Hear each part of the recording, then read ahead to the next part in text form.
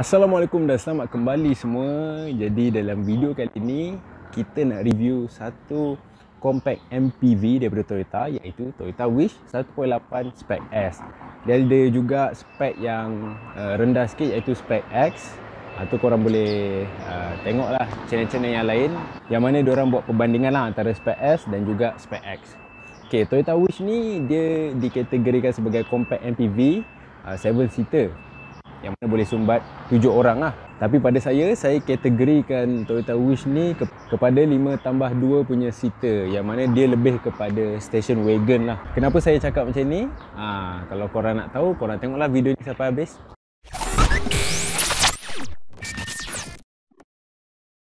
Okey, untuk Toyota Wish kali ini adalah Wish second generation dengan kod body ZGE20, dan ini adalah second generation yang facelift lah. Dia ada yang pre-facelift punya. Apa yang ada dekat facelift punya model ni? Toyota Wish second generation ni juga orang Malaysia panggil Wish sepet lah, yang mana dia punya lampu tu nampak sepet, kecil daripada yang first generation punya. Okey, untuk permulaan korang boleh tengok dia punya lampu dia adalah jenis smoke, iaitu bahagian gelap dekat dalam, dan dia menggunakan Xenon HID.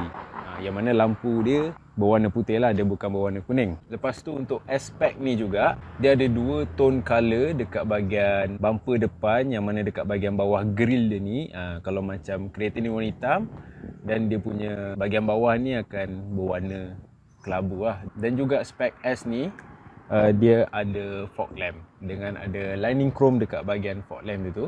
Dan dia punya design bumper ni dia agak bersegi-segi, dia bukannya jenis yang curve macam spek yang lagi satu lah. Istimewanya bila brand-brand daripada jenama Toyota ni, masa zaman tahun 2000 dulu, setiap model spesifik dia akan datangkan sekali dengan logo-logo istimewa lah untuk setiap brand model tu. Macam contoh Toyota Alphard dia ada lambang dia sendiri, Toyota Harrier pun ada lambang helang dia sendiri, dan juga tak terkecuali untuk Toyota Wish ni, dia pakai lambang yang agak istimewa lah untuk represent kereta ni sebagai Toyota Wish. Okay, untuk bahagian tepi Toyota Wish ni pula, untuk bezakan facelift punya dan juga pre-facelift, korang tengok kalau yang pre-facelift dia punya signal ni, signal tepi dekat bahagian fender, tapi kalau facelift ni dia dekat bahagian side mirror tepi.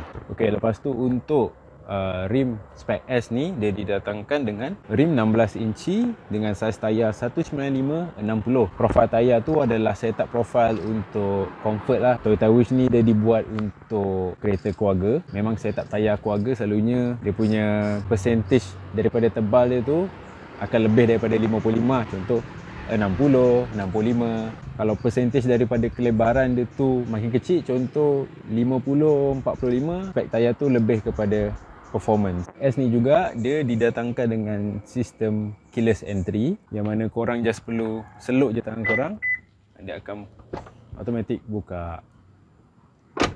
Okay, untuk bahagian belakang Toyota Wish ni pula, perbezaan yang ada untuk spek S ni, dia punya reflektor dekat bahagian bawah, betul-betul kat bawah, dan dia punya bumper bawah ni, bumper belakang, dia punya bentuk agak bersegi-segi. Dan dia punya lampu belakang ni adalah jenis lampu clear lah, ataupun zaman dulu kita panggil jenis albino. Kalau korang perasan dekat kadang dekat lampu belakang kereta korang, dekat lampu depan ataupun dekat side mirror ataupun dekat bahagian A-pillar, cermin A-pillar tu ataupun trim A-pillar tu sendiri, dia akan ada macam C-rate tau. Dan C-rate ni fungsi dia adalah untuk aerodynamic. Okey, tak lupa juga pasal dia punya suspension, yang mana dia punya suspension bahagian depan dia gunakan sistem McPherson strut, dan bahagian belakang dia guna torsion beam. Dan untuk spek S ni dia ada 4 disc brake, 2 dekat depan dan juga 2 dekat belakang.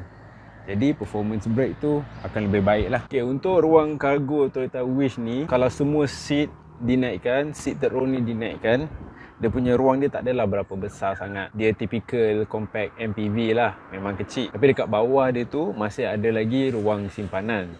Jadi korang tak perlu risaulah. Kalau ada barang-barang ekstra nak simpan, boleh gunakan ruangan dekat bahagian bawah tu. Dan kalau korang tak pakai pun third row seat ni, korang boleh turunkan dia dan korang akan dapat satu permukaan ruang kargo yang flat, yang mana benda tu bagus lah dari segi practicality. Macam mana nak buat benda tu? Dia ada tali kat sini, korang just tarik je.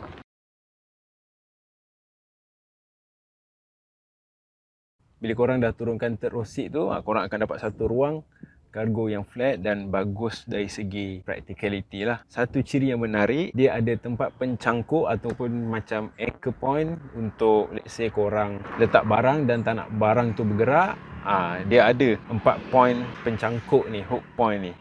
Dan untuk bahagian kargo ni juga dia ada cargo light. Dia ada lampu dekat belakang ni, jadi kalau korang nak punggah masuk barang dekat keadaan yang gelap, lampu tu boleh bantulah untuk korang lihat. Lampu tu juga siap dengan switch untuk korang tutup ataupun buka jika diperlukan. Dan kalau ruang tu tak cukup, still tak cukup lagi, korang boleh turunkan tempat second row tu untuk jadikan ruang kargo korang lebih luas. Dan second row tu juga dia akan flat ikut sekali dengan third row. Okey, untuk bahagian interior Toyota Wish ni pula, dia pakai seat jenis fabric dengan 2 tone color. Color kat tengah ni dia macam warna purple gelap sikit. Dan yang unik untuk seat driver dan juga passenger depan ni, dia macam semi captain seat, yang mana seat dia tu ada built-in armrest. Jadi korang tak perlulah nak beli armrest. Cumanya permukaan armrest ni dia agak kecil sikit lah. Jadi kalau macam lengan yang besar macam saya ni, kadang dia senang terjatuh.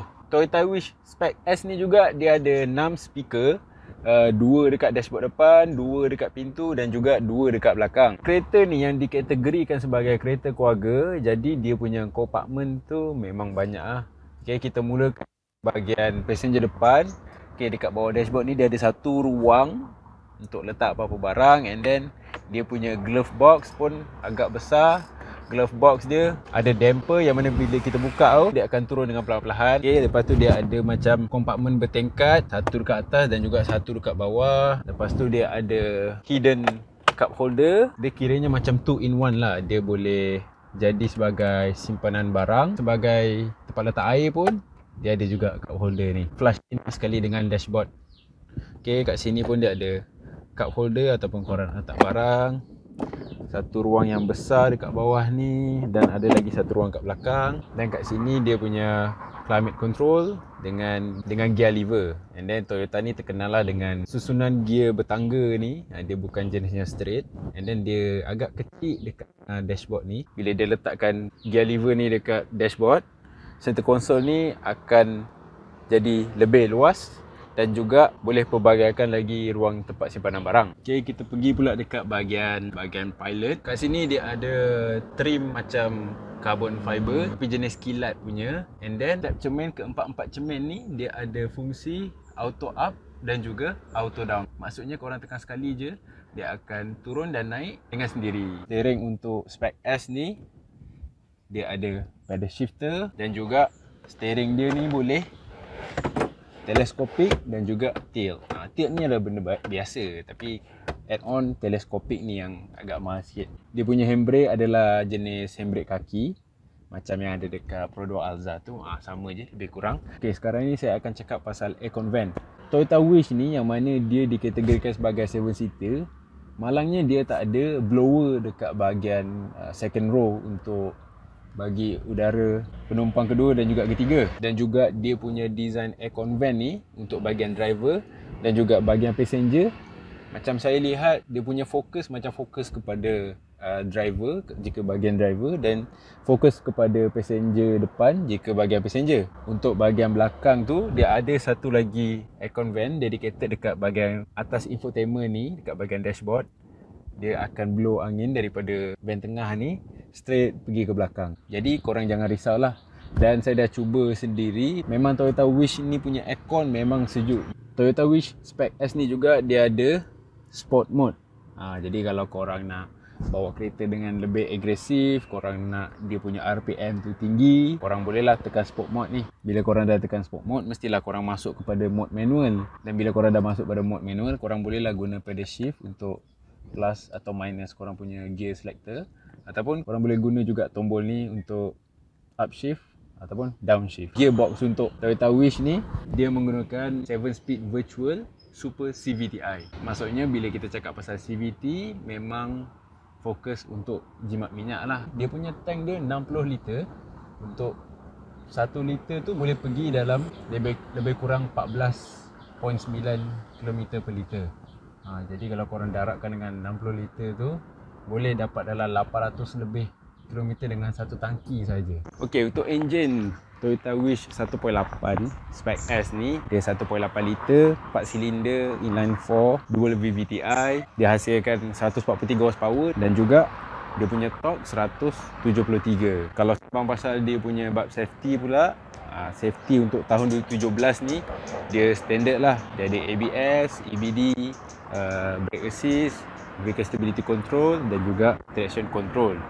Dan dia punya airbags, dia ada 6 airbag. Untuk Toyota Wish ni, yang saya suka dia punya insulation. Saya boleh rasa insulation yang ada dekat Toyota Wish ni memang agak banyak, dan ngauman daripada enjin dan juga gearbox tu agak kedap dan tak terlampau bising dekat dalam ruangan kabin.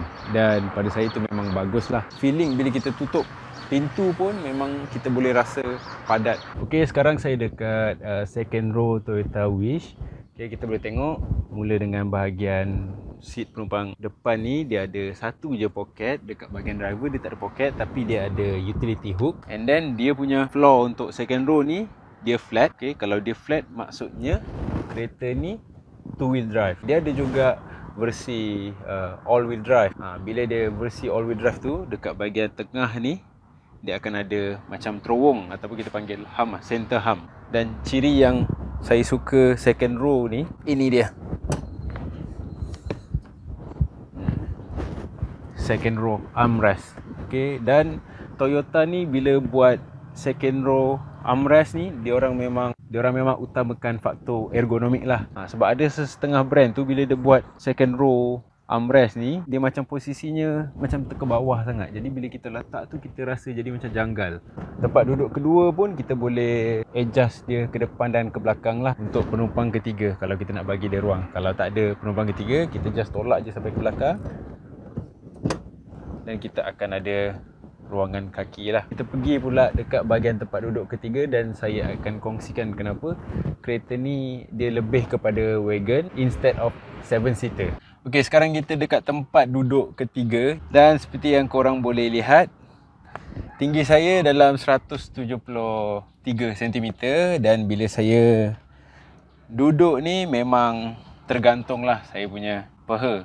Jadi memang tak selesa untuk orang yang tinggi macam saya ataupun lebih. Even dalam tinggi 165 pun saya rasa kurang selesa sebab dia lebih kepada 5+2 punya seating configuration macam saya cakap mula-mula tadi. Dia bukan pada proper 7-seater. Sebab tu saya cakap kereta ni saya lebih suka kategorikan dia sebagai station wagon. Dan saya ada juga pengalaman menggunakan compact MPV ataupun crossover lah di antara MPV dan SUV ni. Dan saya pernah bawa kawan-kawan saya yang tinggi mereka semua lebih kurang plus minus saya punya ketinggian. Semua kiranya badan besar lah. Dan bila diorang duduk dekat tempat duduk ketiga ni, perjalanan pemanduan tu memang tak boleh lebih daripada 40 minit lah. Ataupun senang cakap tak boleh lebih daripada 30 minit. Sebab kalau lebih, diorang punya kaki akan cramp dan diorang akan rasa tak selesa MPV ni. Tapi dia punya kelebihan dia, jika kita perlukan tempat duduk ketiga, kiranya ada budak-budak ke, kita boleh gunakan lah untuk orang duduk dekat bahagian belakang ni. Tapi macam untuk orang dewasa, saya memang tak recommend lah. Kaki korang akan cramp, sakit sebab korang punya paha tergantung. Jadi kesimpulan untuk video kali ni, adakah Toyota Wish ni berbaloi untuk dijadikan sebagai kereta keluarga? Saya boleh cakap ya. Sebabnya dengan enjin 1.8, gearbox CVT, dia ada ekstra tempat duduk ketiga yang mana korang boleh gunakan jika korang perlukan. Dan construction kereta Toyota Wish ni yang agak rendah, yang mana pengalaman bawa Toyota Wish ni macam korang bawa kereta sedan. Dia hanya naikkan ruang kepala je, iaitu roofline dia ada naikkan. Jadi bila korang duduk kat dalam kereta tu, korang akan rasa luas dekat bahagian kepala. Dengan spesifikasi yang dia tawarkan, rasa premium dari mulanya, tutup pintu, rasa NVH, kedapan bunyi enjin, bunyi gearbox yang korang tak berapa dengar dekat dalam. Saya boleh cakap ini adalah satu compact MPV keluarga yang premium yang mampu milik. Kepada korang semua yang dekat luar sana yang pernah pakai ataupun tengah pakai Toyota Wish ni, macam mana pengalaman korang pula? Jadi korang boleh kongsikan pengalaman tu semua dekat ruangan komen di bawah. Jadi sampai di situ saja untuk video kali ini. Terima kasih kerana menonton sampai habis. Jangan lupa untuk like, share dan subscribe. Semoga kita berjumpa lagi dalam video yang akan datang. Assalamualaikum dan adios.